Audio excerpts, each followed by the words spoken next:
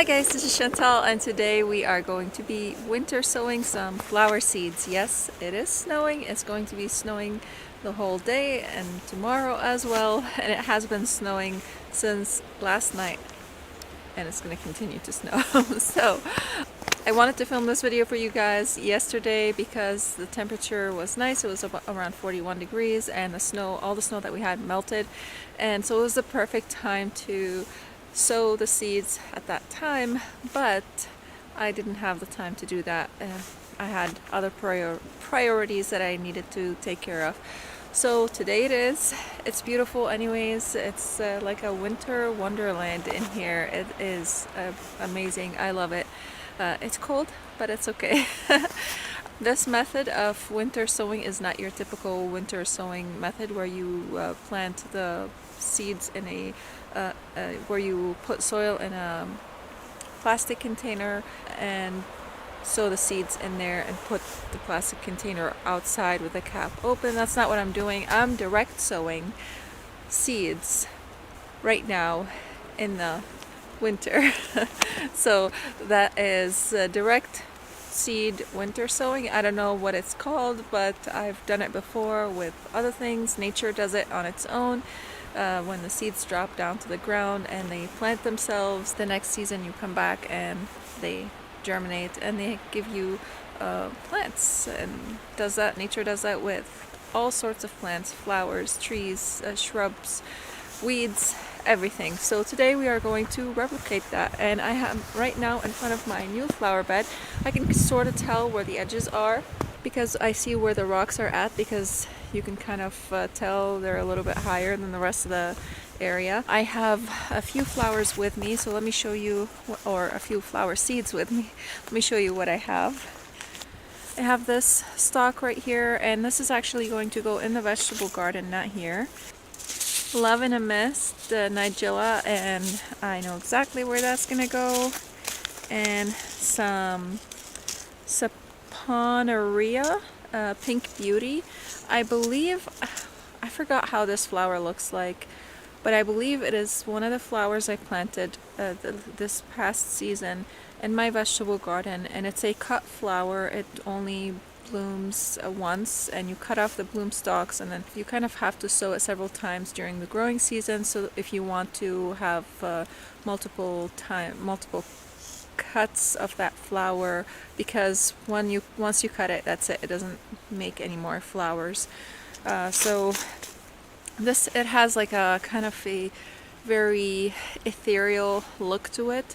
It sort of reminds me of Gara. It doesn't look like Gara, but it reminds me of Gara because it has that similar look of kind of airy, and you can see through it, and that's what I want. And eventually I would love to plant Gara in here, similar to the position where I'm going to be planting these. I also have some Sweet Alyssum, and the seed packets are getting all wet, so I better put them back in my pocket. I really wish I had some purple carpet Sweet Alyssum, because that's actually my favorite, but I only have the white one, and I already have white over here, so it's going to be a lot of white in this flower bed, but I don't have the right color, and I don't want to wait until the next season to plant, because that's just going to make it easier on me. And Sweet Alyssum seems to do pretty well when it kind of seeds itself in the winter, because it germinates very well. So I am going to seed it a little bit heavily, so that if some of the seeds rot or whatever, at least some will germinate. And I think I might do the same for all of them. Now, some of the seeds have to be planted at a certain depth, like 1/8 of an inch depth, but I have lots of snow over here, so I can't really plant them in the soil. So what I'm going to do is I'm going to sprinkle them on the surface of the soil and let the snow and the freeze and thaw cycle drive them into the ground. Anyways, that's kind of what nature does. So let's go ahead and get started. So I'm going to start with the Sweet Alyssum, and I'm going to plant it from right after the rose over here and all the way around the bed to that last post over there, where the sumac tree was, and maybe just slightly around it a little bit. So I just need to find the packet. And sweet alyssum seeds are super small, so I'm gonna have to take my gloves off and use my fingers without the gloves. And I'm just going to sprinkle them on the surface of the soil. You don't need to cover sweet alyssum seeds anyways, so because they do need light to germinate. And I got these seeds also from Johnny's last year, I believe, or the year before, I'm not sure. And they have a really good germination rate. I'm really happy with them. And they come kind of packaged inside this bag, and they have pretty good information on the back as well. So let's go ahead and get them planted.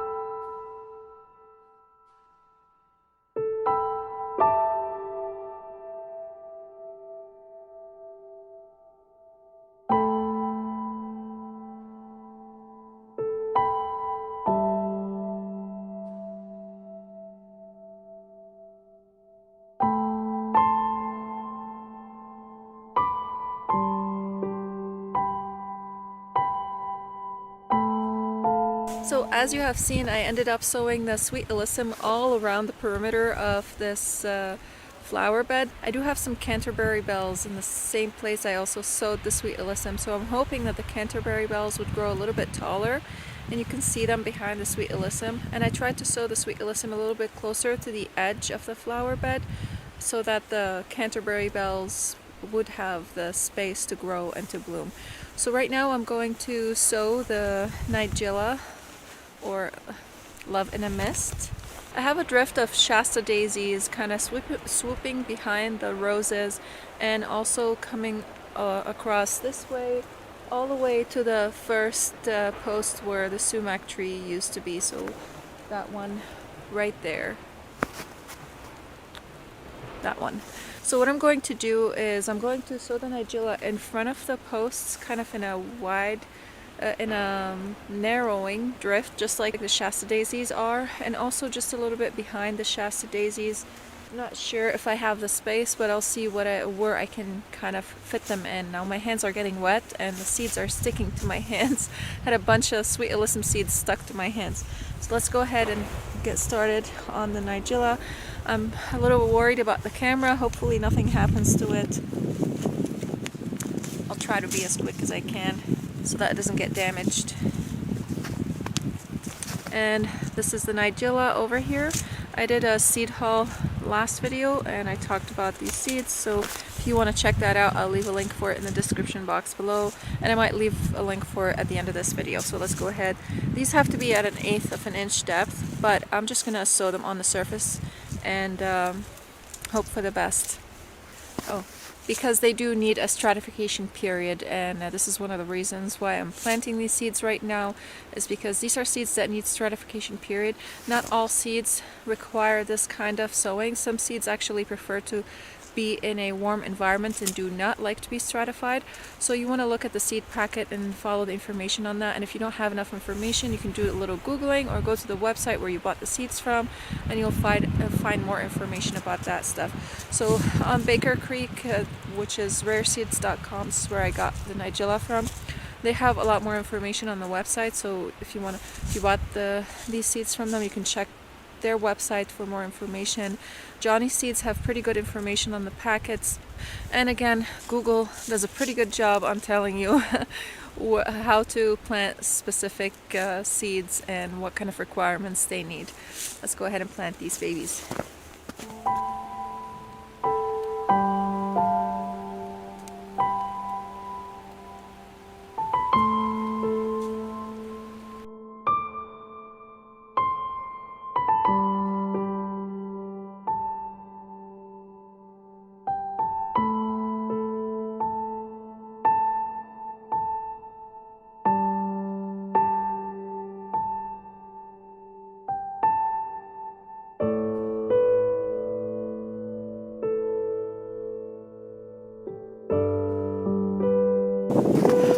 To adjust the camera. I have no idea how much you guys saw of this, but I basically planted them from over there and kind of swooped around that post over there a little bit deep, and then kind of went this way and all the way to that post and around it, just a little bit that way, kind of going that way. So this is where the nigella went. Some seeds dropped where I didn't want them to be. Ow, my fingers are freezing. So now I'm going to sow the Saponaria Pink Beauty, and these have to be sown about also eighth of an inch deep, about 2 inches apart from each other. So I'm going to sow these pretty heavily, and I'm going to sow them all around the magnolia tree that I have in the center of the bed over there. And I kind of want it to create kind of like a vase-like effect where the magnolia stands up upright in between them, and they are going to be around it, and you can kind of see through them. This is why I want to plant them over there, because I also want to be able to see to the back of the bed a little bit, and these would allow me to do that. And they're not going to be there the whole season. I will have to remove them around summer time, midsummer, and I will probably, if I'm able to get my hands on some Gara, I'll plant some Gara around there, around the base of the tree. I do know that eventually I will have to change the Gara for something else, because eventually that tree is going to shade that area. But for now, while the tree is still small, I think Gara would look very beautiful around the tree, the base of the tree. So let's go ahead and plant these as well. And these also prefer, I think, some stratification. So this is why I'm planting them right now.